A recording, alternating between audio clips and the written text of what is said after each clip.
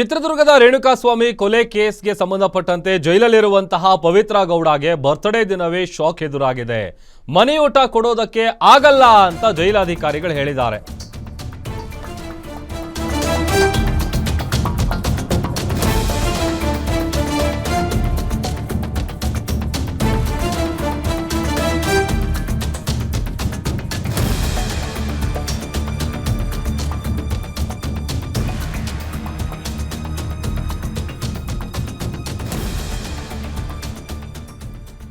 ಜೈಲಲ್ಲಿರುವಂತಹ Pavithra Gowda birthday ದಿನವೇ shock ಎದುರಾಗಿದೆ. ಮನೆಯೂಟ ಕೊಡೋದಕ್ಕಾಗಲ್ಲ ಅಂತ ಜೈಲಾಧಿಕಾರಿಗಳು ಹೇಳಿದ್ದಾರೆ.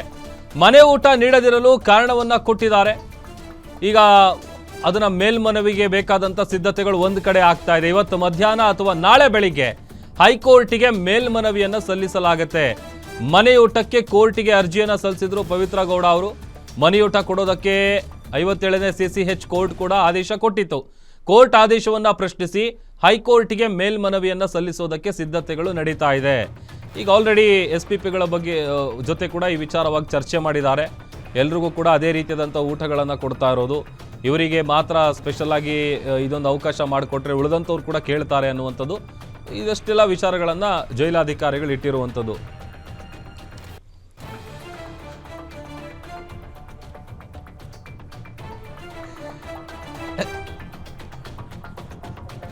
ಇನ್ನು ಜೈಲಾಧಿಕಾರಿಗಳು ಮನೆ ಊಟ ಕೊಡೋದಕ್ಕೆ ಯಾಕೆ ನಿರಾಕರಿಸ್ತಾ ಇದ್ದಾರೆ ಗೊತ್ತಾ? ಅದಕ್ಕೆ ಒಂದಷ್ಟು ಕಾರಣಗಳಿದೆ ನೋಡಿ. ಒಂದು, ಕಾರಾಗೃಹ ಇಲಾಖೆ ಕಾಯ್ದೆ 13ರ ಅಡಿ ಮನೆ ಊಟ ಕೊಡೋದಕ್ಕೆ ಅಸಾಧ್ಯ. ಎರಡನೇದು, ಜೈಲಿನ ಊಟ ಚೆನ್ನಾಗಿದೆ, ಎಲ್ಲರೂ ಕೂಡ ಅದನ್ನೇ ತಿಂತಾ ಇದ್ದಾರೆ. ಪರಪ್ಪನ ಅಗ್ರಹಾರ ಜೈಲಲ್ಲಿ 4700 ಮಂದಿ ಕೈದಿಗಳಿದ್ದಾರೆ, ಎಲ್ರಿಗೂ ಕೂಡ ಇದೇ ಊಟ ಕೊಡ್ತಾ ಇರೋದು. ಇನ್ನು ಮೂರನೇದು, ಜೈಲಿನ ಊಟ ಉತ್ತಮ ಅಂತ ಆರೋಗ್ಯ ಇಲಾಖೆಯಿಂದ ಕೂಡ ರಿಪೋರ್ಟ್ ಬಂದಿದೆ. ಪವಿತ್ರ ಅವರಿಗೆ ಮನೆ ಊಟ ಕೊಟ್ಟರೆ ಉಳಿದ ಕೈದಿಗಳೇನಿದ್ದಾರೆ ಅವರು ಕೂಡ ಕೋರ್ಟ್ ಮೊರೆ ಹೋಗುವಂಥ ಸಾಧ್ಯತೆ ಇದೆ. ಈಗಾಗಲೇ ಸಜಾ ಹಾಗೂ ವಿಚಾರಣಾಧೀನ ಕೈದಿಗಳಿಂದ ಮನೆಯೂಟಕ್ಕೆ ಮನವಿಗಳು ಬರ್ತಾ ಇದೆಯಂತೆ. ಮನೆ ಊಟಕ್ಕೆ ಆದ್ಯತೆ ಕೊಟ್ಟರೆ ಊಟ ತಂದಾಗೆಲ್ಲ ಅದನ್ನು ನಾವು ಚೆಕ್ ಮಾಡಬೇಕಾಗತ್ತೆ. ಮತ್ತಷ್ಟು ಡೀಟೇಲ್ಸ್ ಕೊಡ್ತಾರೆ ನಮ್ಮ crime bureau head SK Manjunath ದೂರವಾಣಿ ಸಂಪರ್ಕದಲ್ಲಿ ಜಾಯ್ನ್ ಆಗಿದ್ದಾರೆ. ಮಂಜುನಾಥ್, ಮನೆ ಊಟ ಬೇಕು ಅಂತ ಒಂದು ಕಡೆ ಪವಿತ್ರ ಅವರು, ಮತ್ತೊಂದು ಕಡೆ ಮನೆ ಊಟ ಕೊಡಲ್ಲ ಅಂತೇಳಿ ಜೈಲಾಧಿಕಾರಿಗಳು, ಏನಿದೆ ಡೀಟೇಲ್ಸ್? ಪ್ರಭು, ಏನು ರೇಣುಕಾಸ್ವಾಮಿ ಕೊಲೆ ಪ್ರಕರಣದ A1 ಆರೋಪಿಯಾಗಿರ್ತಕ್ಕಂಥ ಪವಿತ್ರ ಗೌಡ ಮನೆ ಊಟ ಕೋರಿ ಒಂದು ಅರ್ಜಿಯನ್ನು ಸಲ್ಲಿಸಿದ್ದು. ಅದಕ್ಕೆ ಸಂಬಂಧಪಟ್ಟಂತೆ ಸೆಷನ್ಸ್ ಕೋರ್ಟ್ ನಲ್ಲಿ ಏನು ಅರ್ಜಿ ವಿಚಾರಣೆ ನಡೀತು. ಆ ಕೋರ್ಟ್ ನಲ್ಲಿ ಜೈಲು ಮ್ಯಾನ್ಯಲ್ ಪ್ರಕಾರ ಏನು ಅವಕಾಶ ಇದ್ರೆ ಮನೆ ಊಟವನ್ನ ಕಲ್ಪಿಸಿ ಅಂತಕ್ಕಂಥ ಒಂದು ಆದೇಶವನ್ನ ಕೊಟ್ಟಿದ್ರು.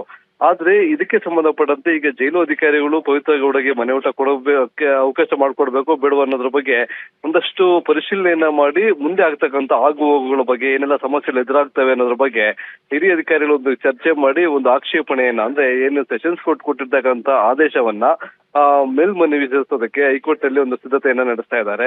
ಈಗಾಗಲೇ ಅದರಲ್ಲಿ ಕೆಲವೊಂದು ಅಂಶಗಳನ್ನ ಮೆನ್ಷನ್ ಮಾಡಿರ್ತಕ್ಕಂಥದ್ದು 1700 ಅಂದ್ರೆ 4700 ಸಜಾ ಕೈದಿಗಳು, ವಿಚಾರಣಾಧೀನ ಕೈದಿಗಳು ಪರಪ್ಪನ ಜೈಲಿನಲ್ಲಿದ್ದಾರೆ.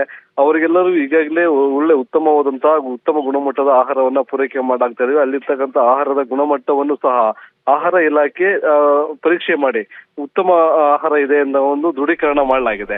ಇನ್ನು ಅದನ್ನು ಹೊರತುಪಡಿಸಿ ಆಕೆಗೆ ಏನಾದ್ರೂ ಆರೋಗ್ಯದಲ್ಲಿ ಸಮಸ್ಯೆ ಇದ್ರೆ ಇಂತಹದ್ದೇ ಒಂದು ಆಹಾರವನ್ನ, ಡಯಟ್ ಫುಡ್ ಅನ್ನ ಕೊಡಬೇಕು ಅನ್ನೋದಾದ್ರೆ ಮುಖ್ಯ ಆರೋಗ್ಯ ಅಧಿಕಾರಿಗಳು ಒಂದು ಪ್ರಿಸ್ಕ್ರಿಪ್ಷನ್ ಕೊಡಬೇಕಾಗುತ್ತೆ. ಅದಕ್ಕೆ ಸಂಬಂಧಪಟ್ಟಂತ ಊಟವನ್ನು ಅಲ್ಲೇ ಕೊಡೋದಕ್ಕೂ ಸಹ ಸಿದ್ಧತೆಗಳಿದಾವೆ. ಆದ್ರೆ ಹಾಗೆ ಮನೆ ಊಟವನ್ನೇ ಕೋರ್ತಾ ಹಿನ್ನೆಲೆಯಲ್ಲಿ ಅದಕ್ಕೆ ನಿರಾಕರಿಸಿ ಕೆಲವೊಂದು ಕಾರಣಗಳನ್ನ ಈಗ ಒಂದು ಆಕ್ಷೇಪಣೆಯಲ್ಲಿ ಸಲ್ಲಿಸಿರ್ತಕ್ಕಂಥದ್ದು.